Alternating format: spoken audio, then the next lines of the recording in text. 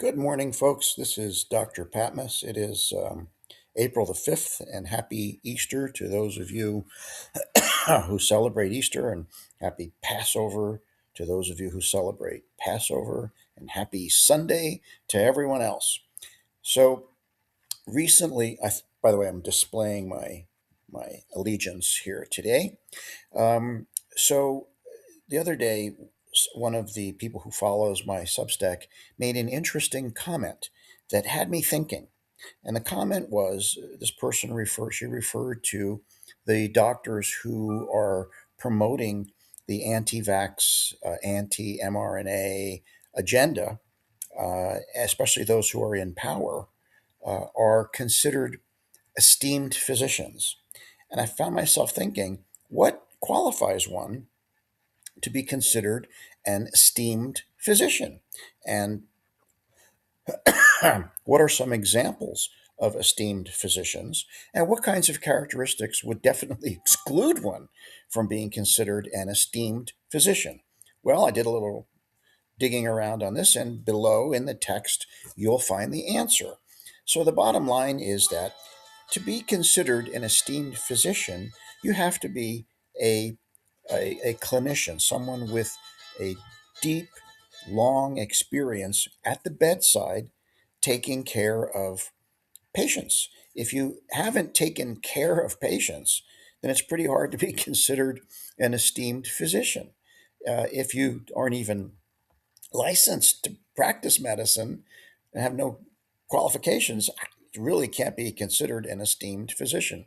Now, what was interesting was in my research, I found out that, actually you could consider some nurses to meet the criteria. Florence Nightingale, for it was a great example. Though not a doctor, she it was a great bedside provider of care who changed the world. So I think it's appropriate to include someone like Florence Nightingale.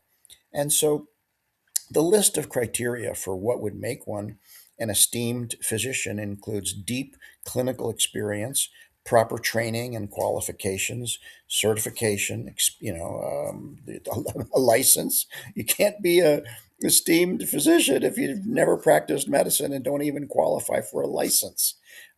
Other characteristics would be serving as an educator, teacher, professor, excuse me, teaching others how to take care of patients, how to think, how to have clinical reasoning and think like a doctor, think like an esteemed clinician, doing appropriate scientific inquiry, publishing quality research in peer reviewed, high quality medical journals, as serving as a leader.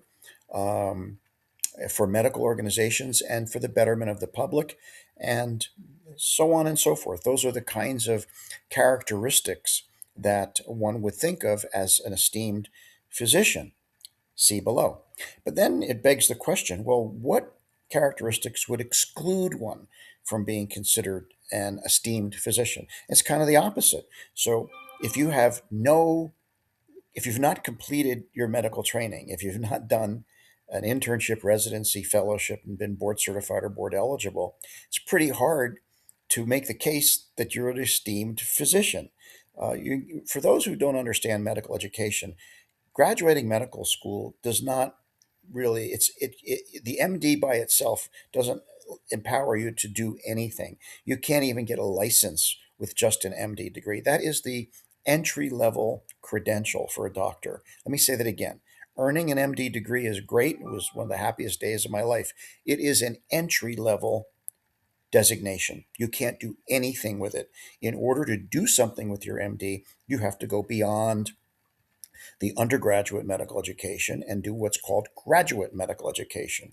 And that includes internship, residency, and or internship, residency, and a fellowship if appropriate for your specialty. After that, completing those additional years of training, you become eligible to take an examination. You become board eligible. If you pass that examination, you become board certified. Congratulations. Now you're fully trained. You are not a fully trained physician until you become board certified in an ACGME accredited specialty.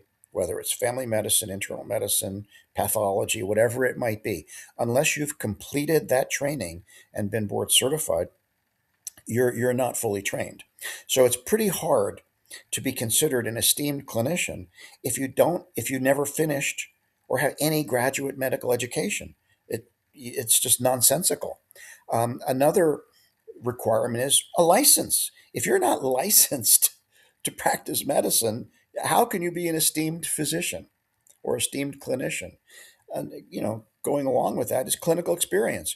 You have to have spent a significant time having deep experience in bedside care of patients. If you've never taken care of sick people, how can you be an esteemed physician?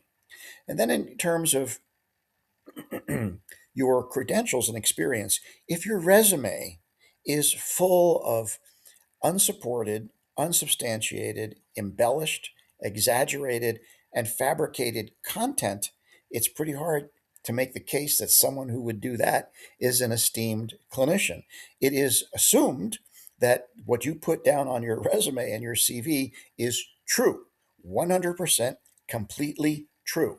An esteemed physician is not going to embellish, exaggerate, or fabricate content on their CV. If anything, quality, esteemed physicians tend to understate their accomplishments. Uh, so a fake resume excludes you as an esteemed physician. And there are those out there who are in power, in charge, heavily influential people whose resumes are full of gross embellishment, exaggeration, and even fabrication. Then what about what you publish and what you write? Yes, if you, it's very important, I think, to contribute to the knowledge base. And esteemed physicians publish and do research and write and get their work published in high quality, peer reviewed medical journals. They don't publish junk in predatory pay to publish journals to fluff up their bibliography, as some well known physicians have done. So let me give you an example. For those of you who don't understand this, there are real medical journals where you have to submit your work, and it is very difficult to get. Your work has to be perfect, spotless, in order to be published in the New England Journal of Medicine or the Annals of Internal Medicine. And it's really hard. Trust me, I know. I've tried many times to get things published. It's very difficult. I've published quite a bit, but it's not an easy project. So the easy way out for those who want to fake it is submit whatever you want to predatory pay to publish journals. There are journals out there that you pay a fee to, and they claim that they peer review it, and it appears the next week in press, and you get a publication which you can put on your resume, and that counts toward your Google Scholar score, which I think is a bunch of malarkey anyway. The number of people who look at your papers doesn't matter. If your papers are garbage, you might get a lot of people looking at them. It doesn't mean it made it a good paper. So, publishing junk science in predatory pay to publish journals is not going to define you as an esteemed physician. Similarly, teaching.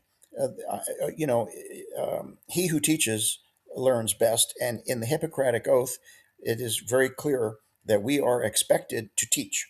And so, physicians, clinicians who are esteemed are teachers. They are professors. They are often found in academic medical centers, and they teach the next generation of physicians. Your What you teach, how you teach, and where you teach helps to define an esteemed physician.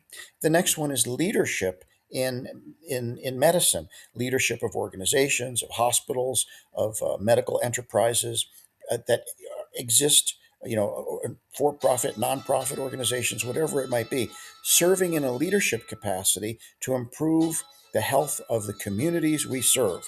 Sounds like a familiar phrase because that phrase resonates through all of healthcare. That's another characteristic of, of esteemed clinicians and esteemed physicians. And finally, if what you're doing is way outside the mainstream, you're advocating non-evidence based fringe practices, quackery in essence, and you're trashing evidence based medicine, and then selling your own snake oil, that's not going to make you an esteemed physician. Anyone who's out there saying, well, the vaccine is bad and it's the spike protein, so I'm selling spike detox, that is not the marker of an esteemed physician. So, after thinking a lot about this, I came to the conclusion that the commenter was wrong, and that, in fact, the physicians who are leading the anti vax movement, anti mRNA movement, are not, by definition, esteemed physicians. I don't think they meet the criteria. What do you think?